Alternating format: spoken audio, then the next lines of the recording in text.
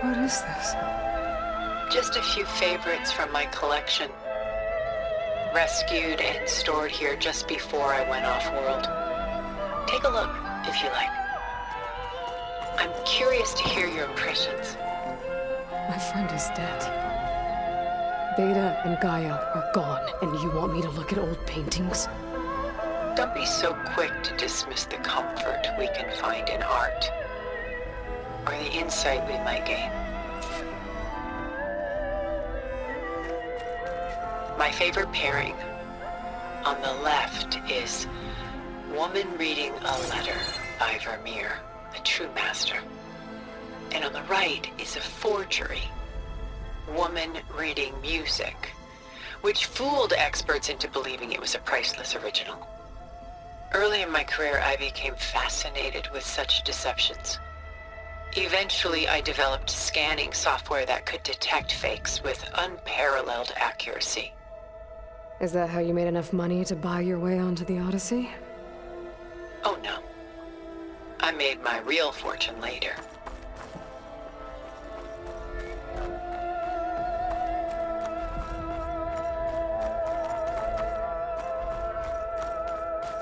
Selene and Endymion.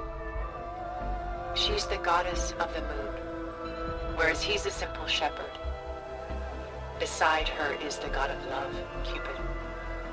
So she's sneaking up on him? More like visiting him in secret. The torch that Cupid bears represents Selene's undying infatuation with him. Though the two must remain apart, her love will forever burn.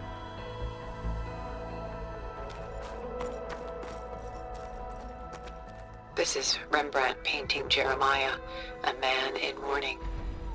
Mourning what? His home. The ancient city of Jerusalem. He foresaw its impending doom, but could do nothing to prevent it. So instead, he saved its treasures from destruction, just as I saved these works. You could say we're kindred spirits.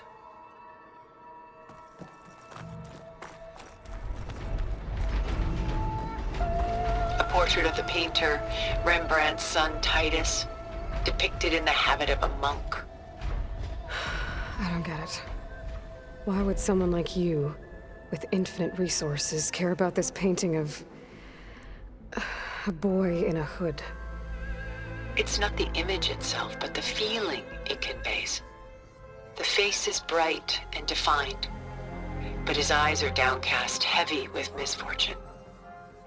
And the background seems to swallow all light. The painting is infused with a sense of loss. I guess I understand how the painter feels.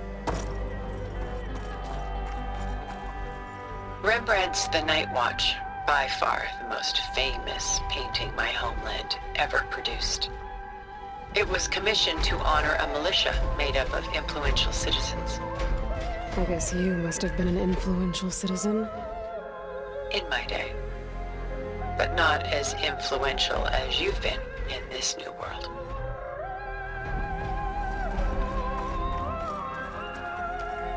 The Gust, by Willem van de Velde, the most famous of his many maritime paintings. A ship crossing into the unknown. I guess you're familiar with that. Indeed, which is why I appreciate this composition in particular. Though waves and wind threaten to destroy the ship, it perseveres, clinging to the light even as darkness closes in all around it.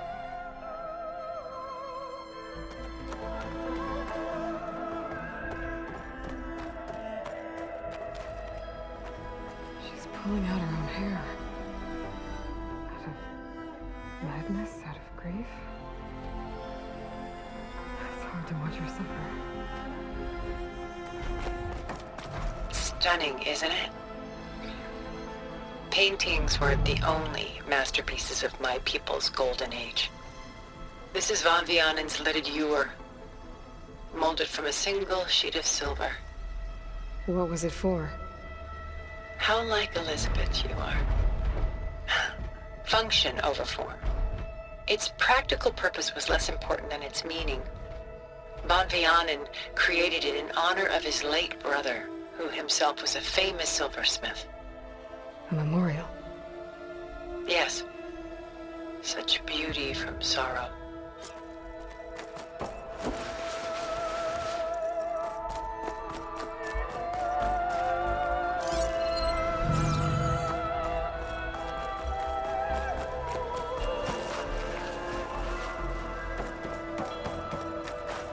A lot of weight on his shoulders.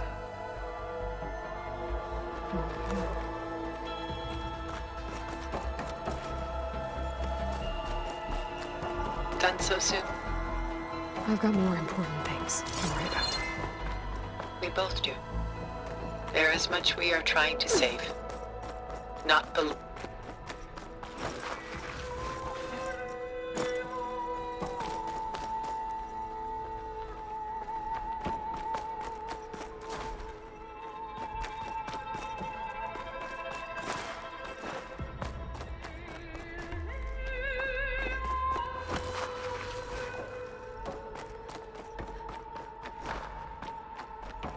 Sorry, there was something I needed to do.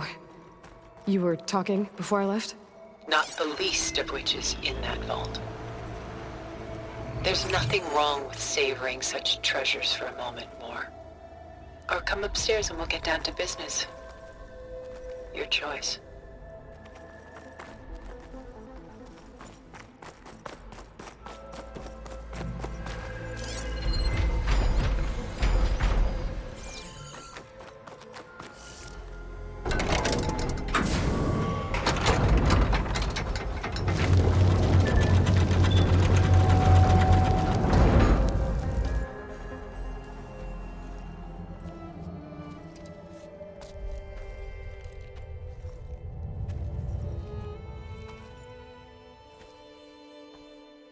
There you are. Feeling better? How did you find us? At the cauldron? And what did you do to everyone right before I passed out? All business, I see. Well, suffice it to say we were keeping a very close eye on Hephaestus, knowing we would need it at some point. Your ruse didn't fool us, and as for my little trick, it was an overload of the senses, accompanied by an energy discharge. Gerard and Eric were only momentarily disoriented due to their shields, but it rendered you unconscious while I got you out. Perhaps some breakfast might steady you a bit?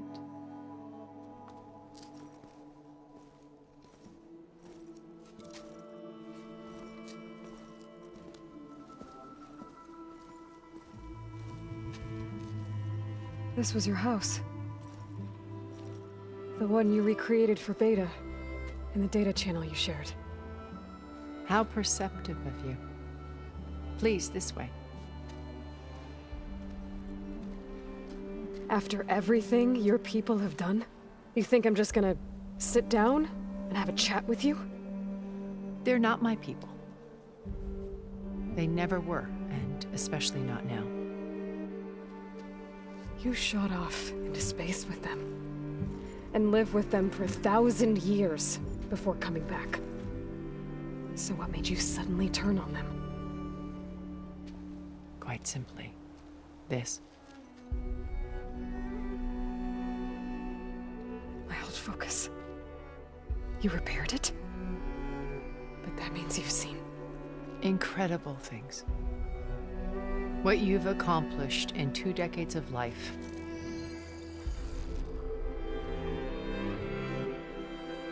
A 1,000 years at my back and I haven't even come close.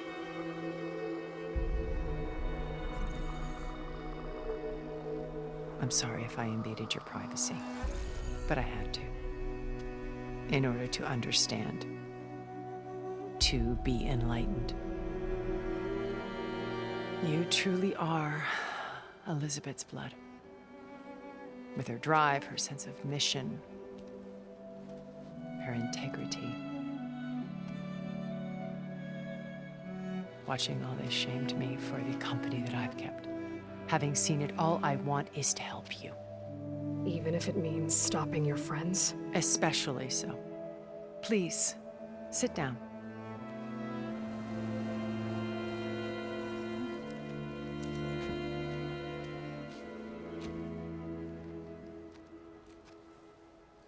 There. That's better. Now, we must recover Beta and Gaia at all costs. By now, you must know that Gerard intends to use Gaia to reboot the Earth's biosphere, remaking this world to specifications that would only suit us immortals. This process will kill every living thing on the planet. He calls it a clean install. Not if I stop him first. Not if we do. And once he and the others are gone, we can work together to fulfill Elizabeth's dream. I'm sure Beta told you that there's a build of the Apollo database on board our ship. A complete collection of human knowledge. With that and Gaia, we could do everything Elizabeth wanted. Heal the biosphere, educate the people of this world, uplift them. Create the world she imagined. Let's not get ahead of ourselves. From what I've seen, your friends are invincible. I do wish you would stop calling them my friends. And they're not invincible. In fact, a friend of yours has found a way to defeat them. Silence. Oh, he's been a busy bee, building an army powerful enough to crash through Gerard's precious base. Yeah. Regala and her rebels. Even now, she's preparing a final march on the Tenakth capital. When she wins, she'll have the entire tribe under her control. Hundreds of warriors and machines to throw at the base. She's been duped. They'll all perish, of course. But it should be enough to break Gerard's defenses and allow Silence to kill him. Along with all the others. Using the new weapon he's developed. Yes, he's found a way to circumvent our shields.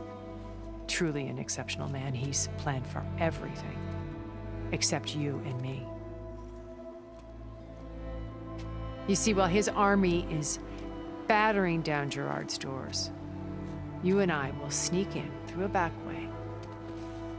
One that only I know about. While Silence and my friends are busy battling each other, we'll take back Beta and Gaia. I told you I want to help you. I mean it.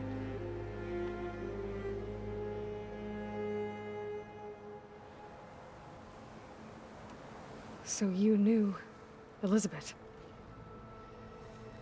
What was she like? Liz was everything she was. I see in you. And more. Your ingenuity, your determination, your moral compass. You've managed to distill her greatest qualities and make them your own. I'm not asking about me. Tell me about Elizabeth.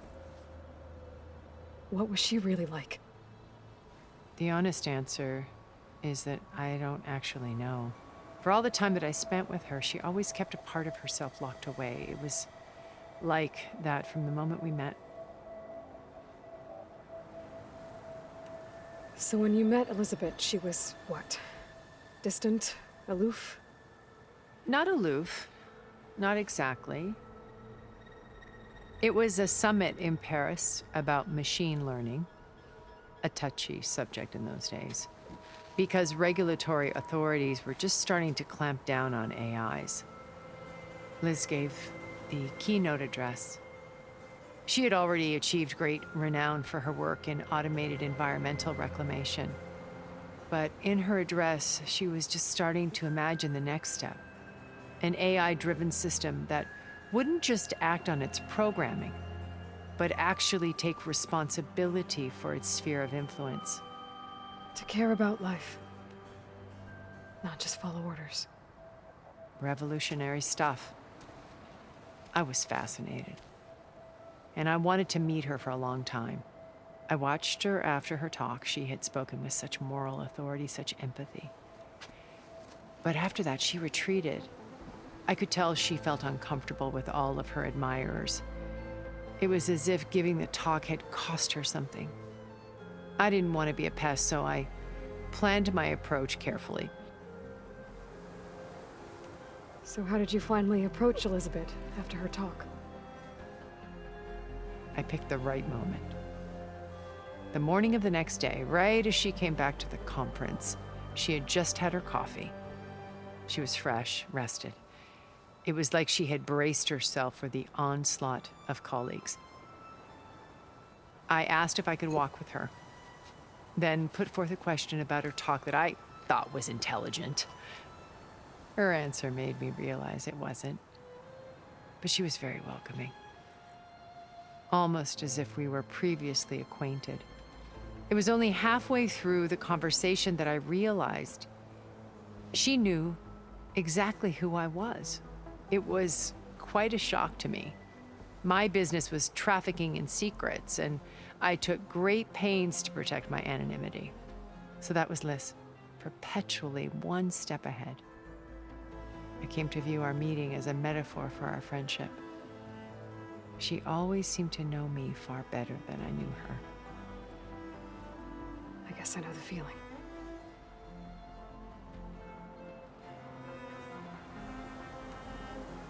How do you know about Silence's plan? He isn't the only one adept at spyware. You hacked his focus?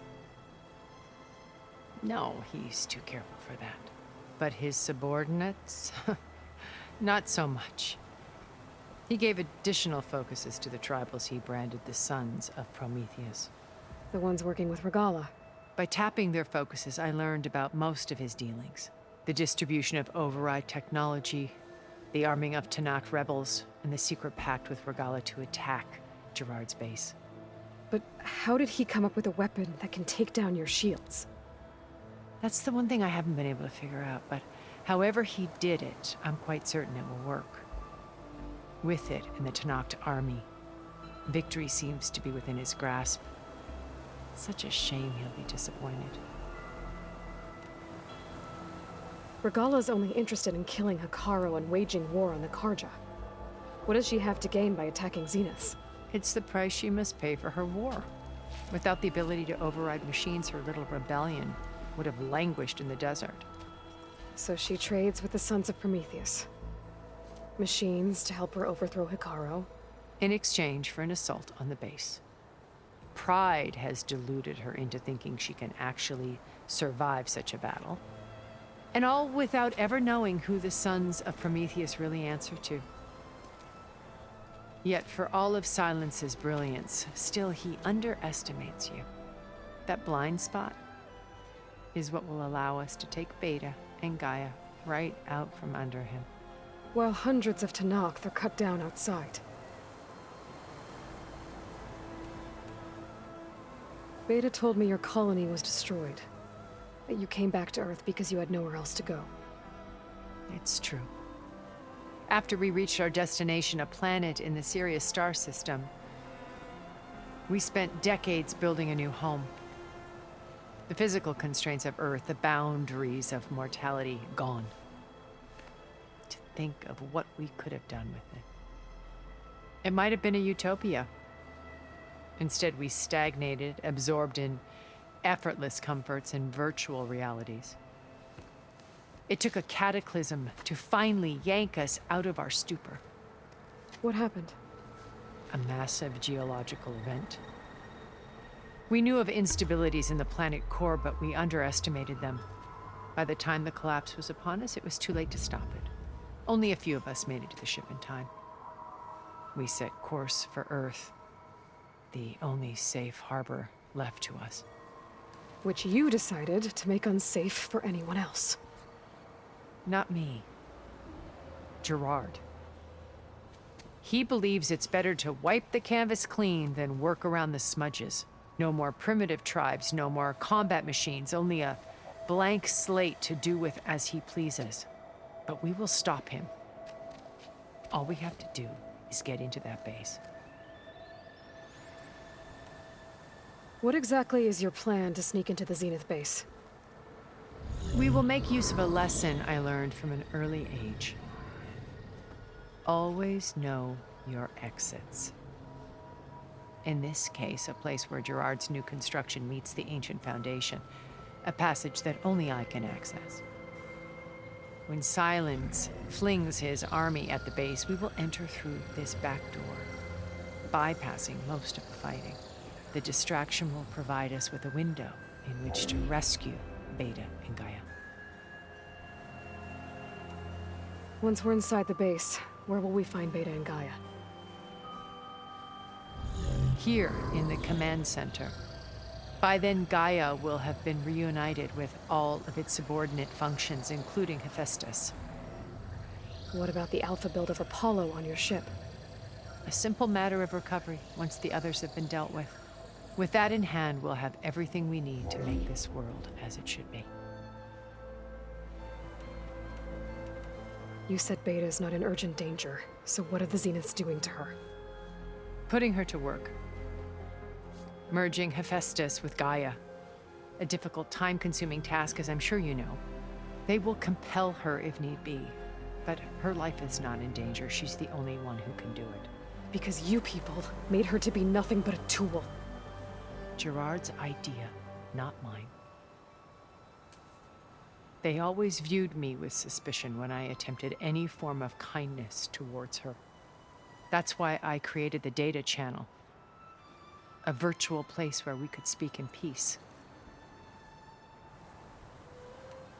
So this channel you shared with Beta, none of the other Zeniths ever found out about it.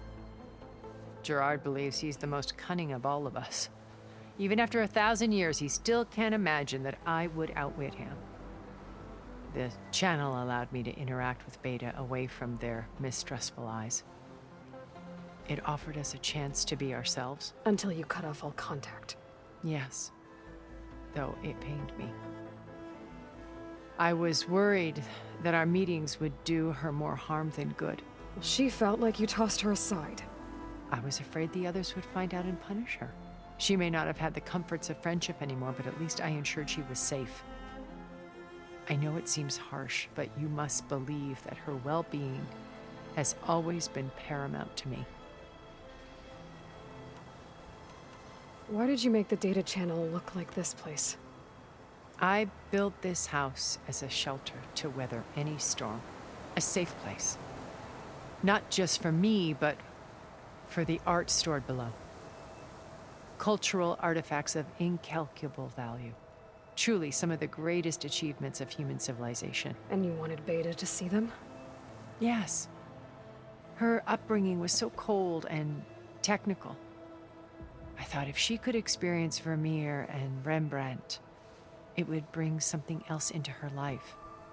A heritage every bit as valuable as the scientific and technical data being drummed into her. I'm sorry I had to cut off contact, but I'll never regret sharing this house with her. She needed its shelter even more than I did. My old focus. How did you find it, let alone repair it? When we encountered you at the Hades Proving Lab, Gerard saw you as a redundancy. I knew better. You were a revelation. After your dramatic escape, bravo, by the way. Gerard and Eric assumed you were dead and gave up the hunt. I wasn't so sure. When the others were busy, I returned to the lab and searched for any trace of you. That's when I found this little treasure.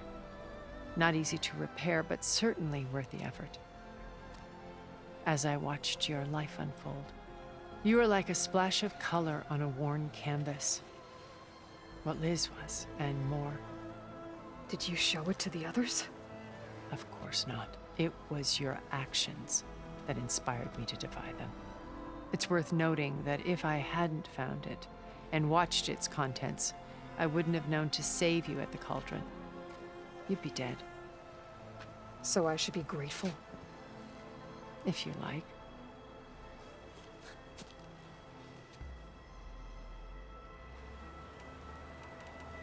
So you know all about me. What about you? What would you like to know? Well, start with your life on Earth. When I was 8, terrorists flooded my home city. Thousands drowned, my parents included. I was one of the few who survived. My guardian sent me to boarding school. Among my peers, I was the strange girl, the orphan to be avoided. all because of circumstances beyond my control. Oh. So we're a lot alike, huh? Aren't we? You were an outcast. But you didn't let that stop you from getting what you needed. Neither did I. I climbed my way out of desolation and used my wits to build a fortune. First, from the technical analysis of art and the detection of forgeries. Profitable expertise in those days. But as it turned out, the software I developed was even more useful for counterintelligence.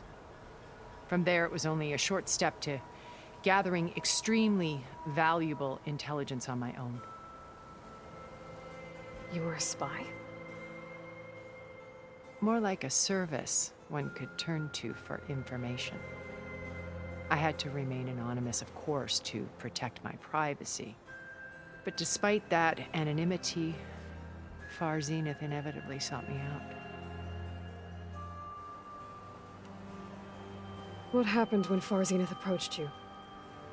They painted an irresistible vision of humanity's future. One where we need not fear illness or death, where we explored the furthest reaches of the stars and thrived. It was only later that I realized that they only intended to bequeath this future to the rich and powerful. By the time I finally figured it out, the walls were closing in, Pharaoh's machines were devouring the Earth. So I accepted Far Zenith's invitation to a berth on the Odyssey.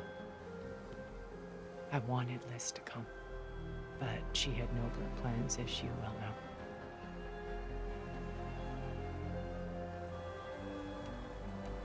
So you didn't know the other Zeniths were monsters until it was too late?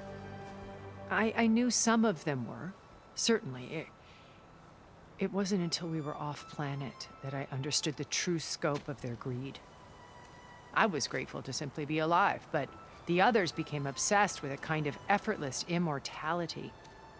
They built a colony where machines serviced their every need, where any memory or fantasy could be endlessly savored in virtual reality. It wasn't life.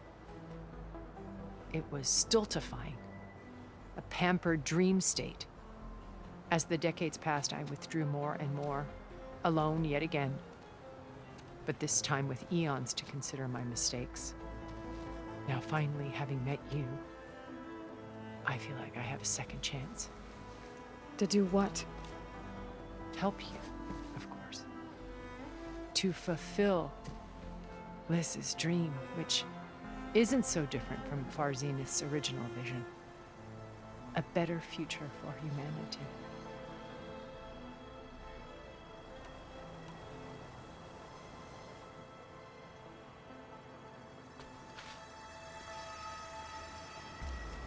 First Varl.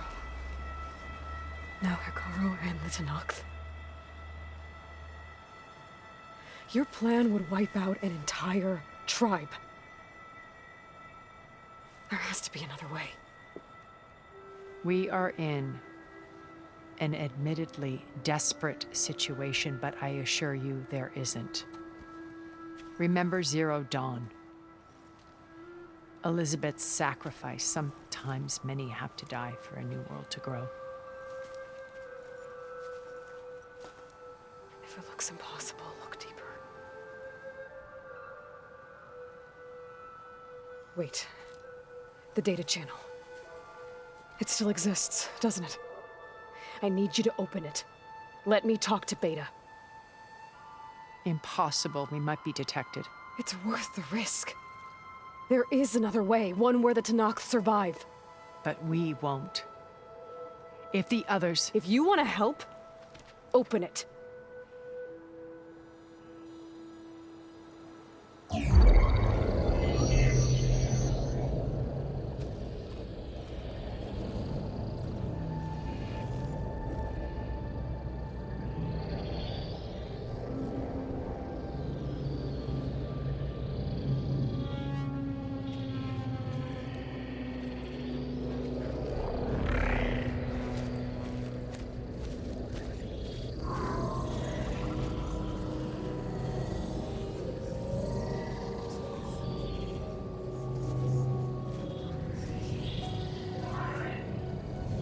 What are they doing to her? Virtual reality dissociation. The manual merge of Hephaestus will take hours upon hours of tedious micromanagement. If she resists the work, they run simulations to induce feelings of isolation and despair. Beta, can you hear me? You're alive. They're watching me. I can't hold up this extra protection for long. You should have killed me.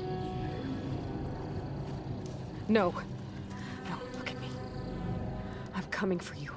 I promise, okay? I just need you to hold out a little while longer and work on the merge.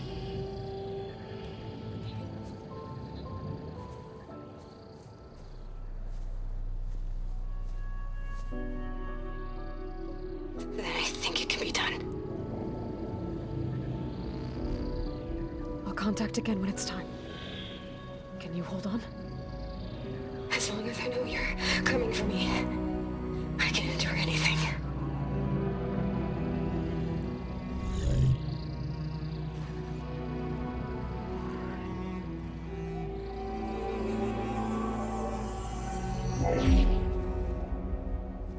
All right.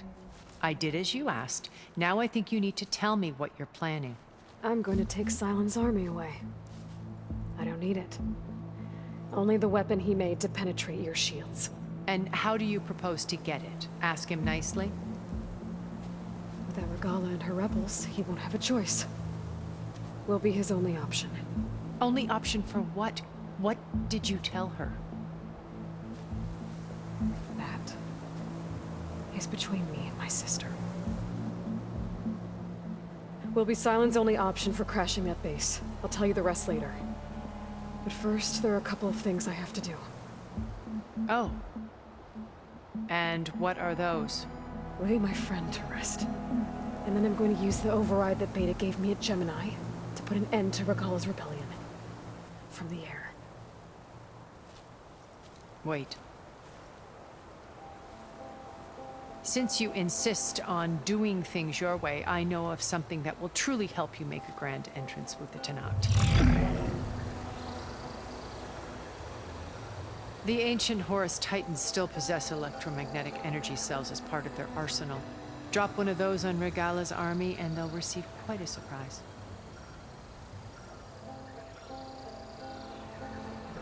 So go, do what you must. I'll come to your base if you manage to bring Silence to the table. Not if. When.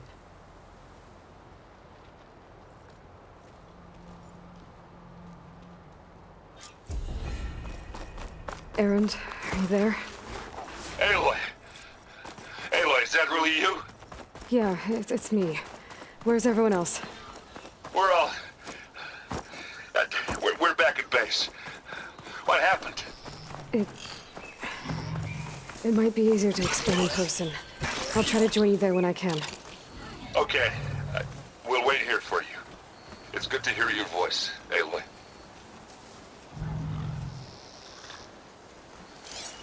Gotta use something other than frost.